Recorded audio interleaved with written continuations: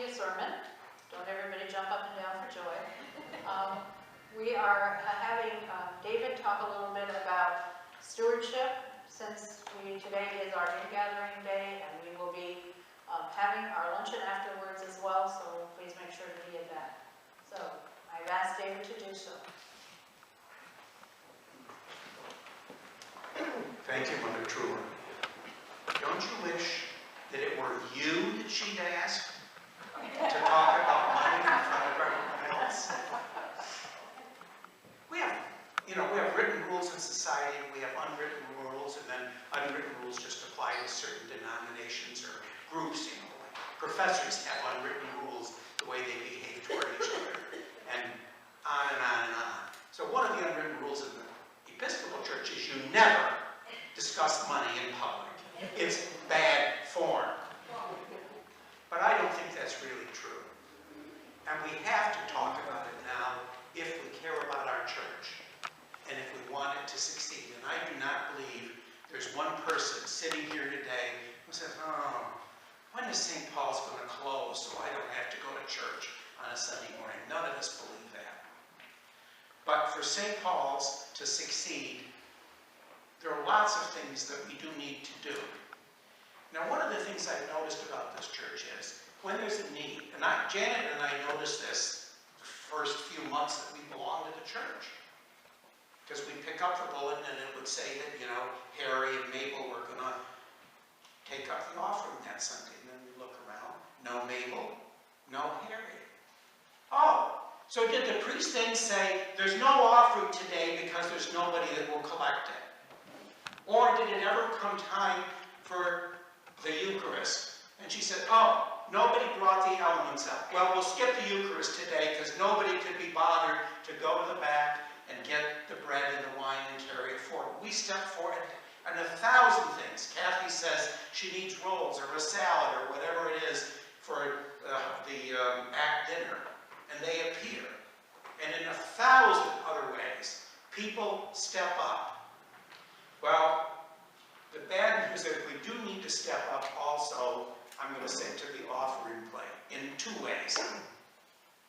The first one is a message for a small number of you who think that it's not important to fill out a pledge card.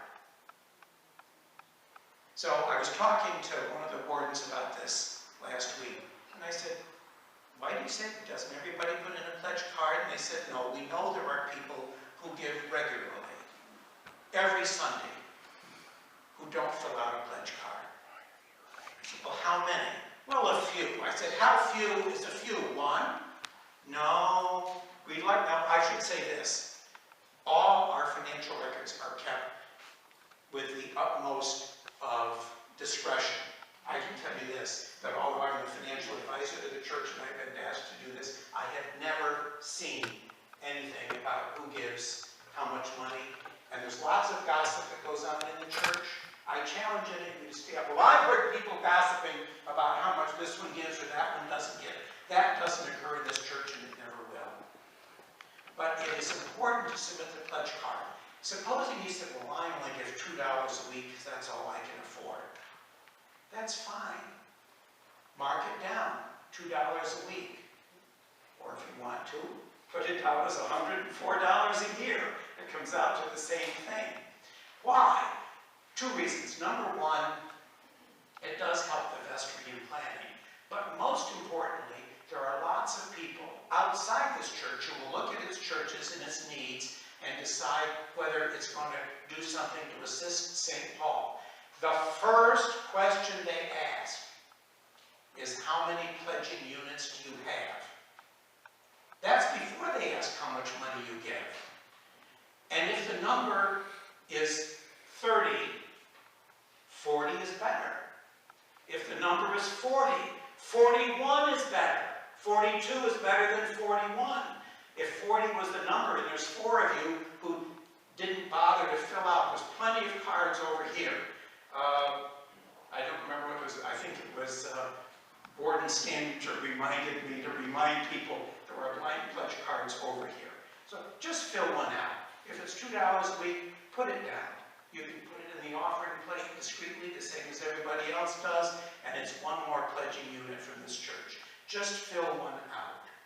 Also, because I work in the financial services industry, we fill out lots of things with thousands of lines of fine print. There's no fine print. It's just your estimate of what you expect to believe. There's no fine print that says, in the event of your death, a bill will be given to your estate for the unfilled amount of your pledge for the year. There's nothing that says, if you're still alive, we will garnish your wages or attach your bank accounts to collect the money. It's just your estimate of what you expect to put down. So if you put down a more generous figure and something happens in your family, and we can all think of 1,000 things that could happen, and you can't meet it, we know that. And that's okay too.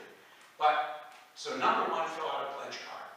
But the second thing is why we really need to up the ante a bit this year. We have been drawing down on our endowment for quite a few years, not for repairing the roof or major expenses like that, which is what it's for, but simply to pay the gas and electric bill, to pay the salary of Diane and our priest, and just the ordinary operating, pay the insurance premium of the church. So you really want to think churches have two needs: an operating budget that just supports the day-to-day, week-to-week operations of the church, and then there are the capital needs when something comes along. Fortunately, the future of our church is secure from that point of view if we can simply pony up the money for the operating budget to simply keep the doors open, pay the light bills, pay the salaries. There is enough money in the endowment and purposes for it that can probably support whatever needs doing in a big expensive building like this to maintain. And we're not interested in moving to a tent or renting a small room at the Treadway to hold our weekly services. We would if we had to, but we don't have to. We have this beautiful space that's been given to us. So I think the future of that is secure, but it's the operating budget that we need to meet. And so the second thing is, not only should you fill out the pledge card, but think about whether you could up the ante by 10% or 20%. Now I'm going to give an example. If you were pledging $800 a year, which is it's not the biggest pledge we have, it's not the smallest, but it's a decent pledge. So if the person pledged, so what's 10%? Oh, that's $80 more. Well, that sounds like a lot of money. Till you divide it out monthly or weekly is even better, and you find out, oh, well, an extra 10% is only a couple dollars a week, less than the price of most of the sandwiches at McDonald's. So the question is, could you really up it that 10%? Or 2 sandwiches, could you up it to 20% increase?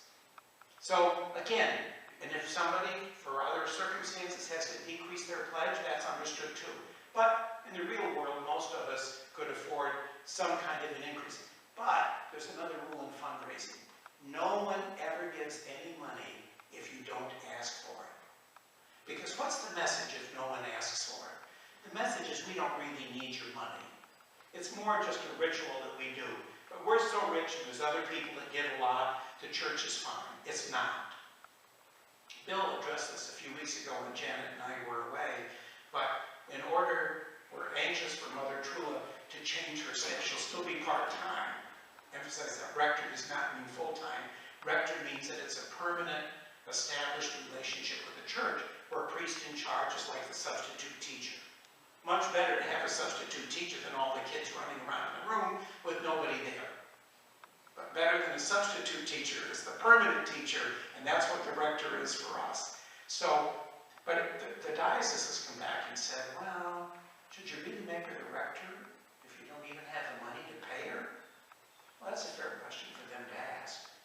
So, that's the message for today. Now, one last thing, because I know someone is sitting there thinking, thank goodness I put my pledge in last week. I don't have to increase it. However, I did check that out with Debbie and Bill as well. Just take one of the blank pledge cards